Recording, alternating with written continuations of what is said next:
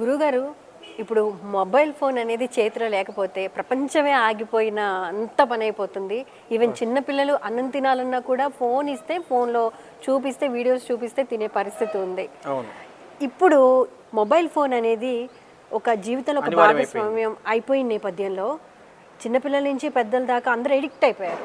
So దాని నుంచి వచ్చే ఎనర్జీ నెగిటివ్ ఆర్ పాజిటివ్ ఎలా మనం క్యాలిక్యులేట్ చేయాలి, దాని ఆరా అనేది ఎలా ఉంటుంది ఒకసారి ప్రాక్టికల్గా చూపిస్తారా మాకు? మీ మొబైల్ ఇవన్నీ చూపిస్తాను. నాదేవనా? ఇప్పుడు ఏంటంటే ఈ మొబైల్కి వచ్చేటటువంటి రేడియేషన్స్ ఓకే, ఈ శాంపుల్ ద్వారా మొబైల్లో నెగిటివ్ రేడియేషన్స్ ఉన్నాయా లేదనేది చెప్పొచ్చు. ఈ స్కానర్ దగ్గర ఇక్కడ ఓపెన్ అయిందంటే ఇందులో నెగిటివ్ రేడియేషన్స్ ఉన్నాయని అర్థం. ఇక్కడ చూపిస్తుంది క్లియర్గా. మామూలుగా మొబైల్ నుంచి రేడియేషన్ అనేది వస్తూ ఉంటుంది కదా గురుగారు. దాని పవర్ ఎంత ఉందంటే ఇక్కడ వరకు స్ప్రెడ్ అవుతుంది. ఓకే, ఇక్కడ వరకు. ఇప్పుడు దీనికి ఏంటంటే యాంటీ మొబైల్ రేడియేషన్ చిప్ అనేది ఒకటి ఉంటుంది. ఇప్పుడు ఎగ్జాంపుల్ ఇది ఒక గోమయంతో చేసినటువంటిది రేడియేషన్ చిప్. ఇది తక్కువ కాస్ట్ ఉంటుంది చాలా, కానీ ఎక్కువ ఫలితాలు ఇస్తుంది. ఈ ఎగ్జాంపుల్ ఇక్కడ పౌచ్లో కూడా ఏదన్నా నేను కొన్ని వందల వాళ్ళ మందికి చెక్ చేసి చూశాను. పౌచ్లో కూడా కొన్ని నెగిటివ్ ఎనర్జీస్ వస్తున్నాయి ఈ మధ్యన. ఓకే, అంటే హెల్త్కి సంబంధించినవి కానీ జనరల్ ప్రాబ్లమ్స్ కూడా పౌచ్లలో వస్తున్నాయి. అసలు బేసిక్గా ఫోన్ వాడితేనే హెల్త్ ప్రాబ్లమ్స్ వస్తాయి, అయితే పౌచ్లో కూడా వస్తున్నాయంట. పౌచ్లో కూడా వస్తున్నాయి. అయితే ఇప్పుడు ఏంటంటే ఇక్కడ దీనికి ఇది పెట్టడం వల్ల ఇందులో ఉన్న నెగిటివ్ రేడియేషన్స్ పోతాయో లేదో చెక్ చేసుకోవచ్చు. ఇప్పుడు ఉన్నాయని చెప్పి క్లియర్ అవుతుంది. ఓకే, నేను ఈ యాంటీ రేడియేషన్ చిప్ పెడుతున్నాను దీనిపైన.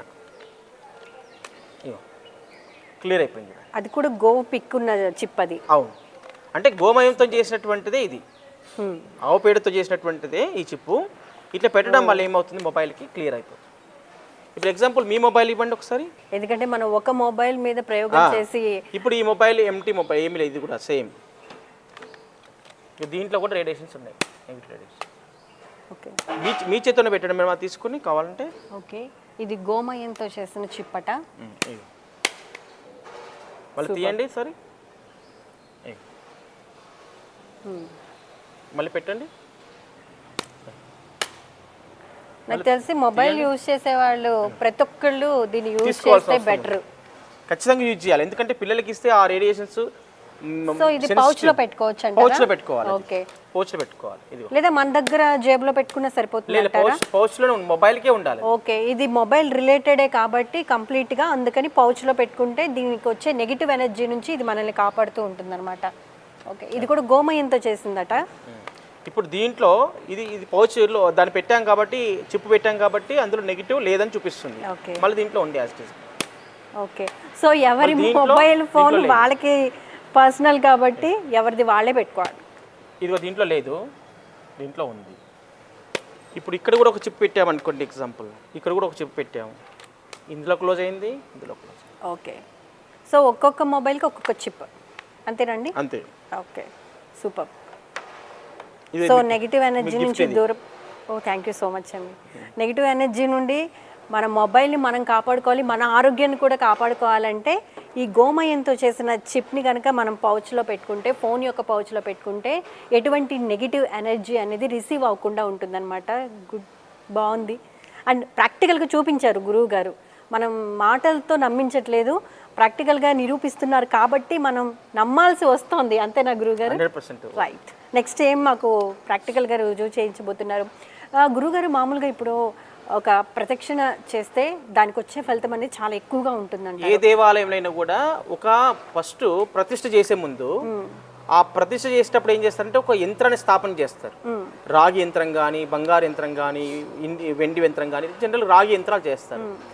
దానిపైన ఏ దేవతామూర్తిని మనం ప్రతిష్ఠించబోతున్నామో ఆ దేవతామూర్తి సంబంధించినటువంటి అక్షరాలతోనే ఇది చెక్కిస్తారు ఫస్ట్. ఓకే, చెక్కించిన తర్వాత దాన్ని పురోహితులు ఏం చేస్తారు, వేద పండితులు దానికి మంత్రశక్తి నింపుతారు. దానికి ఆ దేవత శక్తి నింపుతారు. కొన్ని లక్షల సార్లు జపాలు చేసి ఆ మంత్రశక్తి నింపి దాని పద్ధతితోని మళ్ళీ ప్రతిష్ట చేసే సమయంలో సుముహూర్తంలో దాన్ని అక్కడ ప్రతిష్ఠ చేస్తారు. ప్రతిష్ఠ చేసినప్పుడు ఏంటంటే కొన్ని వందల సంవత్సరాలు అది ఎనర్జీ ఇస్తూనే ఉంటుంది. ఉదాహరణకు తిరుపతి ఉంది, తిరుపతి వెంకటేశ్వర స్వామి దగ్గర చాలా లక్షలాది మంది భక్తులు వెళ్తున్నారు, ఎందుకంటే ఆ శక్తి, ఆ యొక్క యంత్రం యొక్క శక్తి. అలాగే ప్రతి దేవాలయం చుట్టూ ప్రదక్షిణ చేయడం వల్ల ఎనర్జీ అనేది ఒకటి ఉంటుంది. ఇప్పుడు ఆత్మ ప్రదక్షిణ అంటారు, తర్వాత గో ప్రదక్షిణ అంటారు, ఈ గిరి ప్రదక్షిణ అంటారు, ఇప్పుడు మామూలుగా టెంపుల్లో ప్రదక్షిణ అంటారు. వాటి యొక్క ఆరా అనేది అసలు ఏ విధంగా ఉంటుందండి? ఏది బెస్ట్ అంటారు అసలు? అంటే దేని దానికి ఆరా ఉంటుంది, డిఫరెంట్. ఒక సమస్య ఉందంటే ఆ సమస్య ఆ దేవాలయంలో ఏ సమస్యలకు పరిష్కారం తెలుపుతుంది ఆ దేవాలయం అన్నప్పుడు పర్టికులర్గా ఆ సమస్య ఉన్న వాళ్ళు ఆ దేవాలయానికి వెళ్తే వాళ్ళకి రిలీఫ్ వస్తుంది. ఓకే, ఉదాహరణ పితృదోషాలు ఉంటే త్రయంబకేశ్వరం వెళ్ళండి, కాలసర్ప దోషం ఉంటే కాళహస్తి వెళ్ళండి అని చెబుతున్నాం కదా. అంటే ఒక్కొక్క క్షేత్రము ఒక్కొక్క దానికి మహిమ ఉంటుంది. ఓకే, మహిమ ఉన్నటువంటి క్షేత్రాలకి పర్పస్ ఏంటి, ఆ దేవాలయంలో వెళ్తే మనకి ఏం జరుగుతుంది, మనకున్న సమస్య ఏంటి. కానీ ఏదైనా ఒక దేవాలయంకి వెళ్ళాము అనగానే ఒక పాజిటివ్ ఎనర్జీ అనేది మనలో జనరేట్ అవుతుంది కదా. పర్టికులర్గా అదే దేవాలయానికి వెళ్ళాలా అంటే పర్పస్ అంటే మనకి పర్టికులర్ ఈ ప్రాబ్లంతో సఫర్ అవుతున్నామంటే ఈ దేవాలయానికి వెళ్ళడం అనేది అర్చకులు సలహా ఇస్తుంటారు. అంటే ఏ దేవాలయానికి వెళితే ఏం జరుగుతుంది, ఎలాంటి జబ్బులు తగ్గుతాయి, ఎలాంటి సమస్యలు నుంచి మనము బయటపడతాము అనేటటువంటిది ప్రతి దానికి ఉంటుంది. ఇప్పుడు మనం ఈ ఆలయ ప్రాంగణంలో కృష్ణుని దేవాలయం సాధారణంగా కృష్ణుని యొక్క దేవాలయం చుట్టూ ప్రదక్షిణ చేస్తే మనకు రియల్గా ఆరా పెరిగిందా లేదా అనేది కూడా మనం ప్రాక్టికల్ చెక్ చేసుకోవచ్చు. ఇప్పుడైతే మనం ప్రదక్షిణ ఇంకా స్టార్ట్ చేయలేదు, ఇప్పుడు ఎలా ఉంది? అవును, అండ్ మీరు సెలవు శాంపుల్ అంటించి పెట్టండి ఇందులో.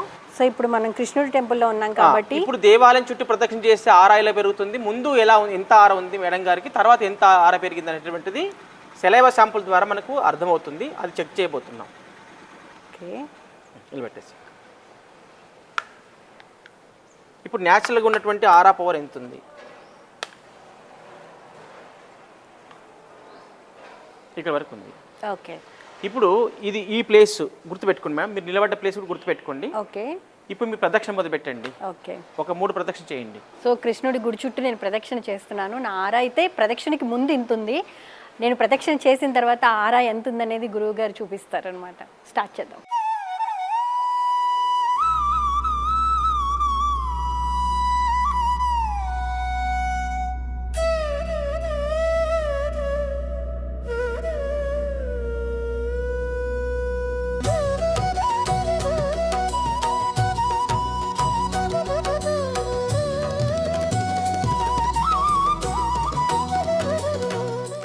ఇప్పుడు ప్రదక్షిణ చేయకముందు మనకి ఆరా ఇక్కడ వరకు ఉంది అని చూపించింది.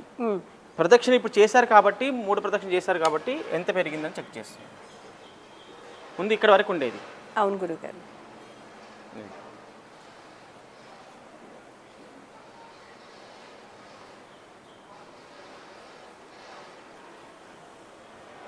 ఇంకా ఇక్కడ కంటే కూడా ఇంకా చాలా ఎక్కువ ఉంది.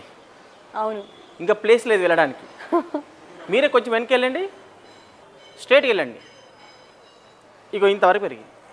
ఓకే, ఒకటి ముందుకు వస్తే మళ్ళీ తగ్గుతుంది సేమ్. ఓకే, వెనక్కి వెళ్ళండి. నిజంగా కళ్ళకు కట్టినట్లు కనిపిస్తోంది. ఇందాక ప్రదక్షిణ చేయకముందు అయితే జస్ట్ 1.5 మీటర్ ఉంది అంతే కదా గురువు గారు. అది చేసిన తర్వాత ఆల్మోస్ట్ 10 మీటర్ల పైన ఉంటుంది. ఓకే, 10 నుంచి 15 మీటర్లు ఉంటుంది. 15 మీటర్స్ అంటే ఓకే, 14 మీటర్స్ మీకు ఆరా పెరిగింది.